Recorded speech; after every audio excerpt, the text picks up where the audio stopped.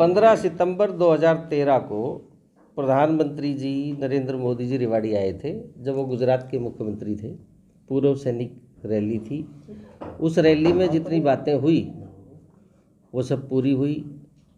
16 फरवरी को प्रधानमंत्री जी एम्स का शिलान्यास करने के लिए तीसरी बार यहाँ पर आ रहे हैं। बीच में विधानसभा का चुनाव प्रचार करने के लिए भी आए थे। दलीप शास्त्री जी हैं, सुरेश सैनी जी हैं, शैलेंद्र सतीजा जी हैं।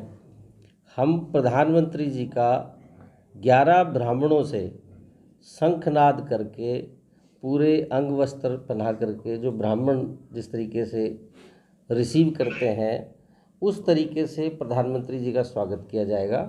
और एम्स का जो शिलान्यास सरकारी तौर पर तो होगा ही, लेकिन रेवाड़ी के ब्राह्मण विशेष तौर पर प्रधानमंत्री जी के स्वागत के साथ साथ एम्स के शिलान्यास पर भी अपनी शंख ध्वनि से उनका स्वागत करेंगे और शिलान्यास में हिस्सा लेंगे।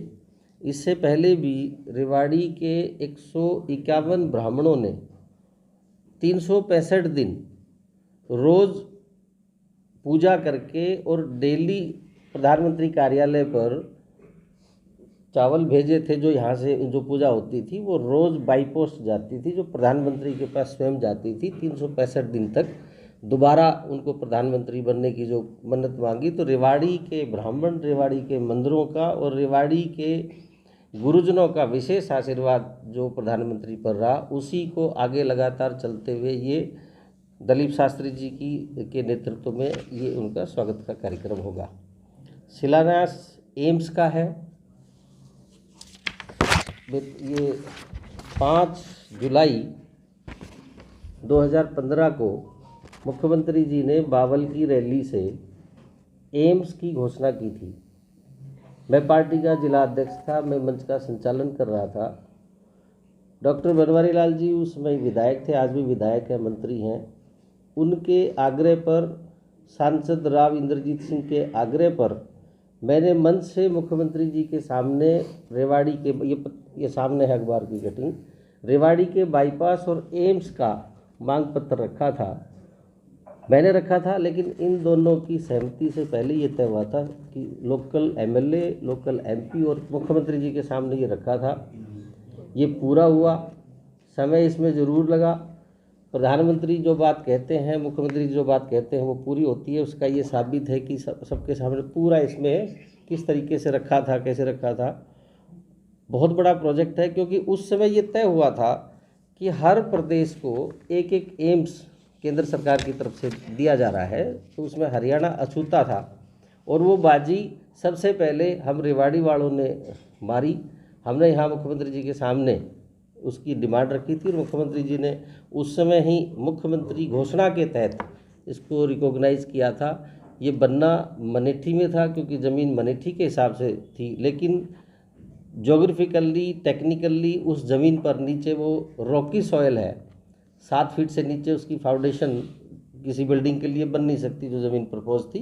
तो बाद में ये माजरा में प्रस्तावित हुआ और सभी किसानों का मुख्यमंत्री जी की तरफ से धन्यवाद है कि उन्होंने सर्वसम्मति से एकमुश्त होकर के सरकार की शर्तों के आधार पर और किसानों के आपस ज्वाइंट वेंचर के आधार पर खरीद करके, जीरो लिटिगेशन पर ये ज़मीन को, कि ये एक्वायर नहीं की, ये खरीदी गई है, किसानों की सहमति से खरीदी गई है। ये हिंदुस्तान का पहला ऐसा प्रोजेक्ट है जो बिना किसी दबाव के, बिना किसी एक्विजिशन के खरीद करके ये प्रोजेक्ट पूरा किया जा रहा है। इसमें जो समय लगा उसका यही मतलब था कि खरीद का जो प्रोसेस था, किसानों के साथ जो जॉइंट वेंचर था, उसमें थोड़ा समय ज़रूर लगा, लेकिन ये परियोजना अब सिरे चढ़ गई है। प्रधानमंत्री जी आ रहे हैं, हम सब उनका स्वागत करेंगे। तो ये मुख्यमंत्री जी की तरफ से सभी किसानों का, रेवाड़ी की जनता का आभार है कि ऐसा प्रोजेक्ट सभी की सहमति से, आज तक पूरे हिंदुस्तान में कोई ऐसा प्रोजेक्ट नहीं हुआ जिसमें किसान, सिटीजन, नागरिक सभी का सहयोग है। पत्रकारों का भी विशेष सहयोग है, मीडिया कर्मियों का विशेष सहयोग है, सभी का सहयोग है। उस समय ये छोटी बात लग रही थी, विपक्ष के लोगों ने खूब इसको मुद्दा बनाने का प्रयास किया, लेकिन मुख्यमंत्री जी की ईमानदार सोच, उनकी प्रतिभा और प्रधानमंत्री जी की यश के बाद 0 लिटिगेशन पर ये प्रोजेक्ट पूरा हो रहा है।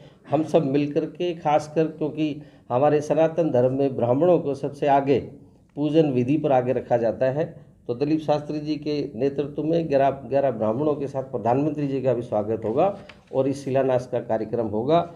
और ईश्वर से प्रार्थना है कि जल्द ये प्रोजेक्ट पूरा हो ताकि यहाँ के लोगों को इसका लाभ मिले। पहली बार जब आए थे प्रधानमंत्री जी, तो ये 2013 की ये फ़ोटो है। उस समय उनको रिसीव किया था। वो हमारे रामविलास शर्मा जी अध्यक्ष थे, जगदीश मुखी जी प्रभारी थे, अनिल जैन जी सह प्रभारी थे। ये उस समय उनका स्वागत किया था। फिर से उनका स्वागत है।